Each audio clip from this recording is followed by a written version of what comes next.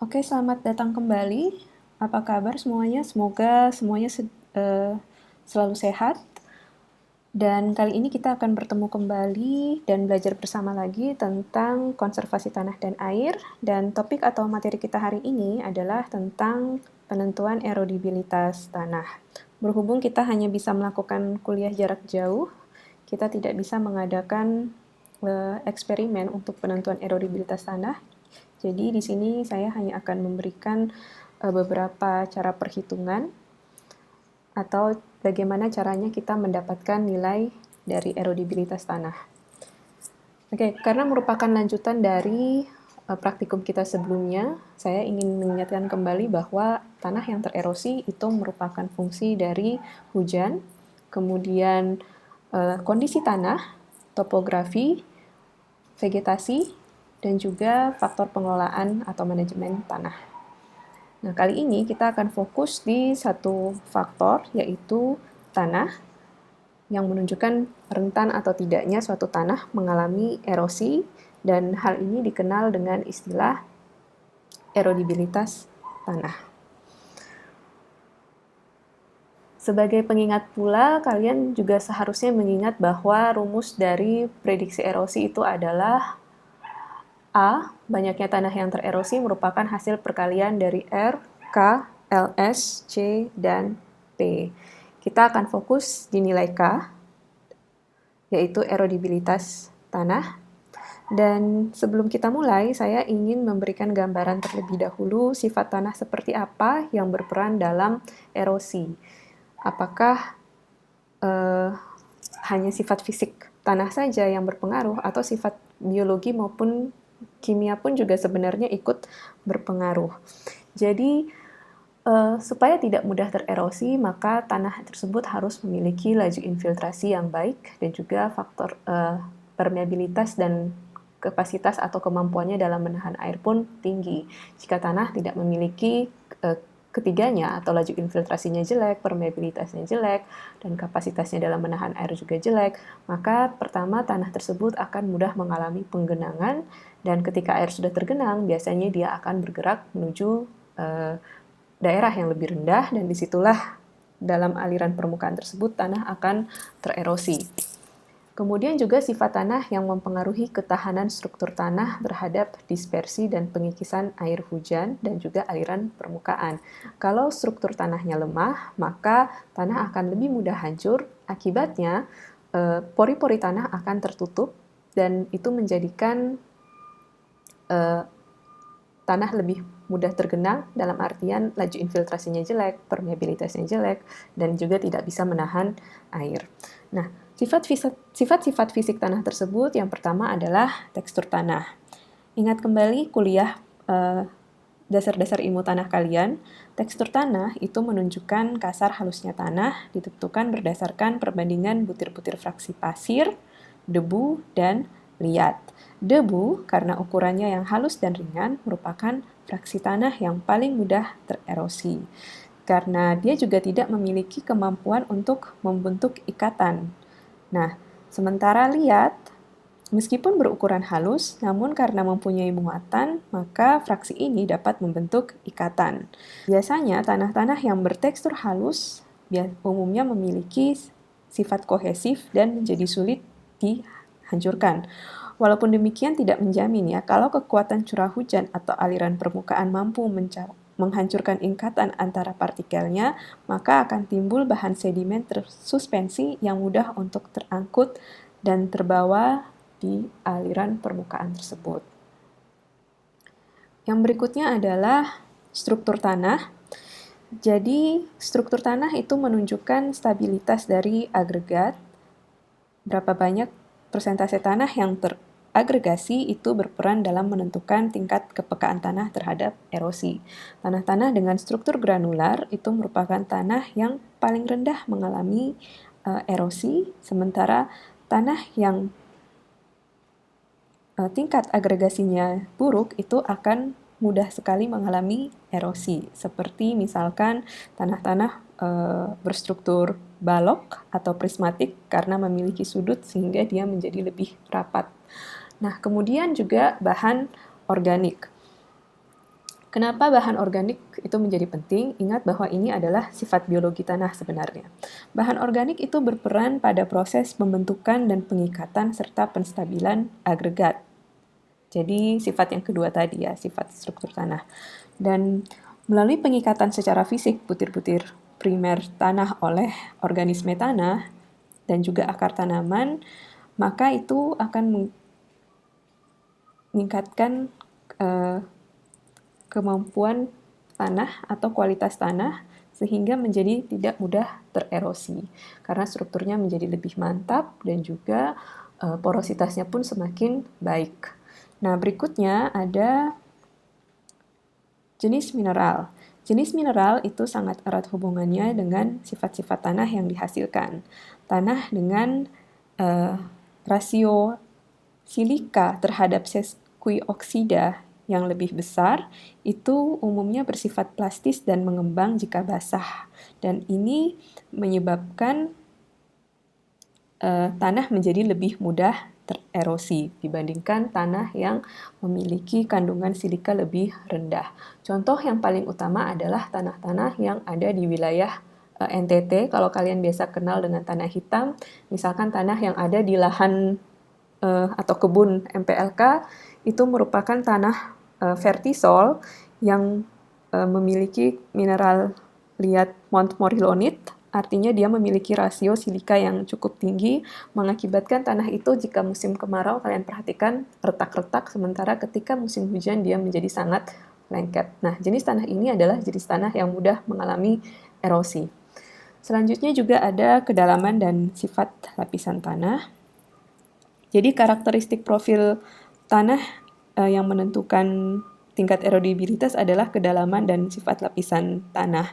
Apakah di dalamnya ada lapisan kedap atau bahan induk yang akan menentukan jumlah air yang bisa meresap ke dalam tanah. Selanjutnya juga ada faktor kesuburan tanah.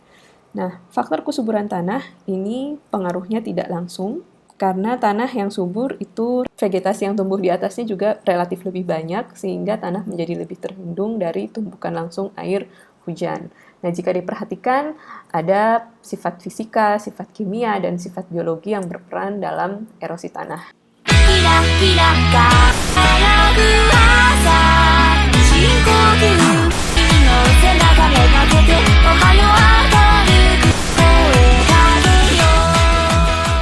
Oke, semoga tidak kaget dengan musik tadi. Ini adalah tanda mulai video ini dan seterusnya.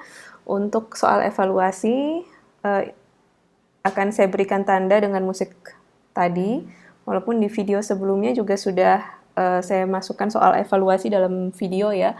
Ini karena saya menganggap bahwa penting sekali untuk kalian menyimak video ini dari awal sampai akhir supaya kalian memiliki pemahaman yang lebih baik.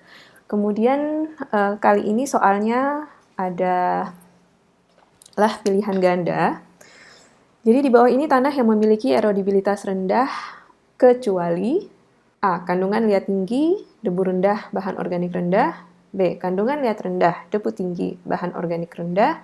C. Tanah berstruktur granular dengan porositas tinggi dan kapasitas tukar kation tinggi.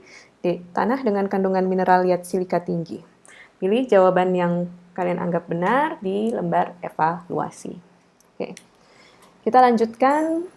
Penentuan erodibilitas tanah itu dapat dilakukan dengan dua cara.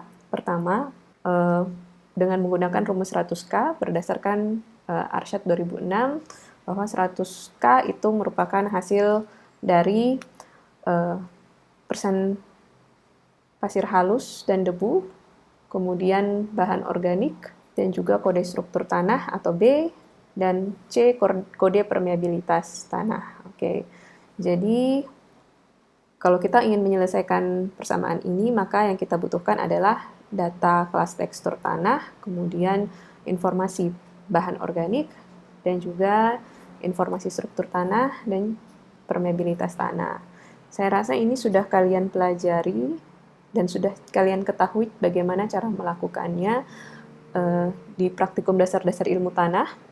Jadi ini saya harap tidak terlalu membingungkan untuk kalian. Nah, perhatikan tabel kode struktur dan tabel kode permeabilitas tanah yang ada di handout praktikum jika kalian ingin mengerjakan atau menghitung nilai erodibilitas tanah dengan menggunakan rumus ini.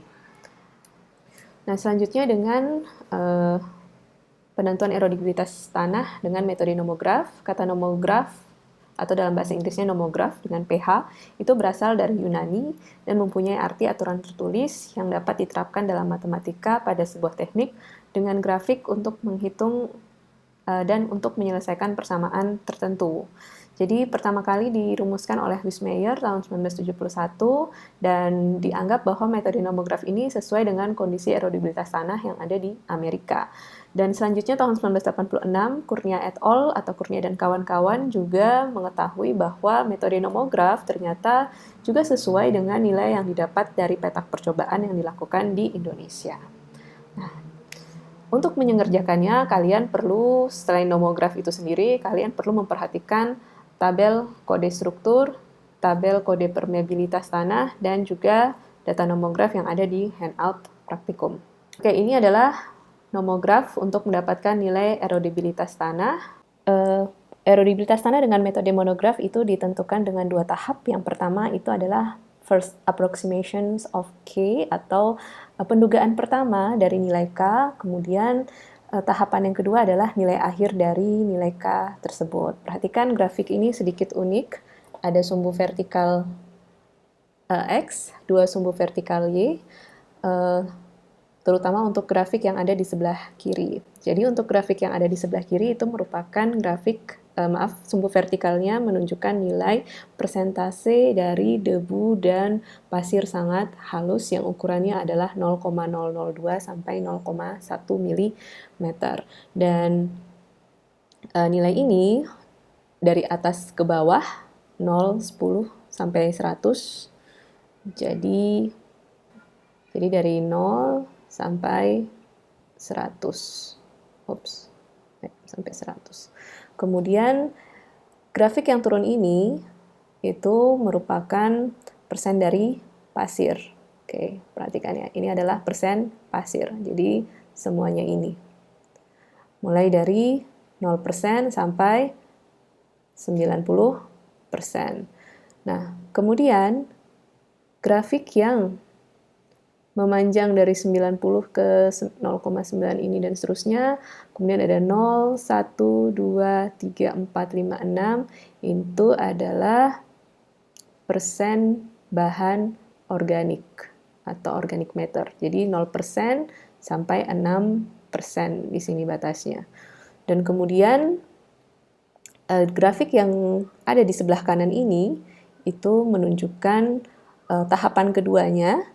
Jadi, sumbu sebelah kiri ini adalah nilai erodibilitasnya, sementara grafik yang memanjang dari sumbu Y ini ke sumbu yang ada di sini, secara diagonal itu merupakan struktur tanah, dan kemudian garis diagonal di bawahnya itu merupakan permeabilitas tanah.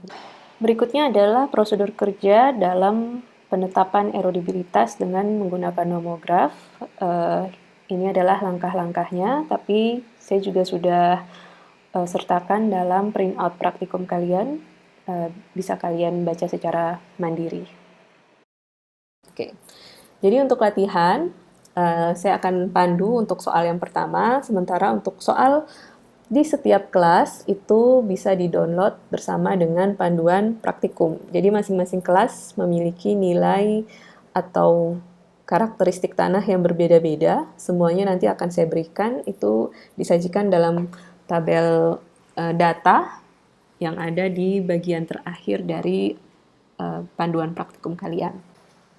Jadi misalkan diketahui persen debu dan pasir halus, persen pasir kasar, persen cair organik itu masing-masing 65, 5, dan 3%.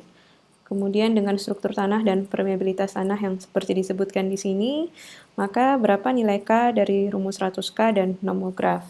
Oke, jadi untuk menyelesaikan rumus 100K, kita harus nyatakan dulu nilai M, kemudian nilai A, nilai B, dan nilai C. Ingat kembali definisi dari masing-masing variabel tersebut. M itu merupakan jumlah pasir halus dan debu dikalikan selisih antara 100 dikurang persen liat. dari informasi awal, nilai pasir halus dan debu itu 65%, sementara persen liat memang tidak disebutkan, tapi ingat kembali bahwa tekstur tanah itu merupakan fraksi dari pasir, debu, dan juga liat yang menyusun suatu tanah, sehingga jumlahnya harus 100%. Informasi sebelumnya bahwa jumlah pasir adalah 5%. Sehingga di sini saya langsung tuliskan nilai 30, ini merupakan hasil dari 100 dikurang 65 ditambah 5, atau 100 dikurang 70.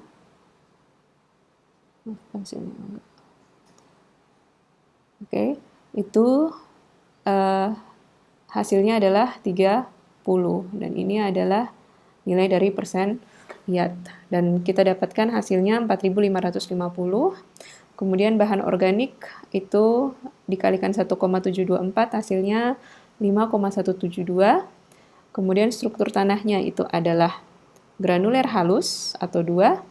Kemudian permeabilitas tanahnya adalah lambat sampai sedang sesuai informasi tadi, atau nilainya adalah 4. Oke, jadi kita masukkan ke dalam rumus, dan perhatikan bahwa yang di rumus ini, semua yang ada dalam kurung harus dikerjakan terlebih dahulu. Jadi kerjakan ini 12,1 kurang 5,172, kemudian ini dikurang terlebih dahulu, ini dikurang, ini hasilnya adalah 0, sehingga ini bisa langsung diabaikan. Kemudian yang lainnya, pangkat harus dipangkatkan terlebih dahulu, sementara perkalian menyusul berikutnya. Jadi selanjutnya diikuti dengan perkalian, baru diikuti dengan penjumlahan. Oke. Hasilnya adalah 23,707 untuk 100K. Berarti nilai K adalah 0,24 atau 23,707 dibagi dengan 100. Oke. Lanjutkan dengan metode nomograf. Perhatikan panduan praktikum kalian.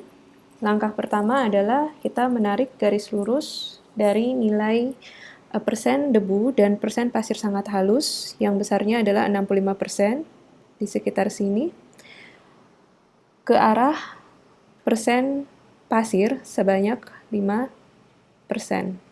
Oke. Ini adalah garis horizontal yang ditarik. Kemudian, kita tarik garis vertikal ke arah bahan organik sebesar 5%, sebagaimana informasi yang ada di soal. Yang dari hasil perhitungan nilai A ya, 5,173. Itu kita dapatkan nilai, atau kita dapatkan posisinya ada di sini. Kemudian, tarik garis horizontal ke arah struktur tanah yang kodenya adalah 2. Dilanjutkan dengan menarik garis vertikal ke kelas permeabilitas tanah yang kodenya adalah 4. Terakhir kita menarik garis horizontal sekali lagi untuk mendapatkan nilai akhir dari erodibilitas tanah yang besarnya adalah 0,3. Oke, mari kita bandingkan. Rumus 100K mendapatkan nilai K sebesar 0,24, dan metode nomograf mendapatkan nilai 0,3. Ketika kalian menulis laporan, saya harap ini disajikan dalam bentuk pembahasan. Apakah selisih nilai antara kedua metode ini cukup signifikan atau tidak? Sebagai contoh, di sini saya berikan, kalau berdasarkan kelas yang diformulasikan oleh United States Department of Agriculture atau Departemen Pertanian Amerika Serikat, kedua nilai ini 0,24 dan 0,32 ada di rentang 0,21 sampai 0,32, yang artinya kelasnya adalah sedang. Berarti walaupun ada selisih 0,06, tetapi tanah tersebut memiliki erodibilitas yang sama, yaitu sedang secara kualitas. Nah, sampai di sini adalah akhir dari praktikum kita. Saya harapkan kalian tetap menjaga kesehatan karena kuliah semi online kita masih akan berlanjut untuk 4 kali pertemuan berikutnya. Oke, terima kasih.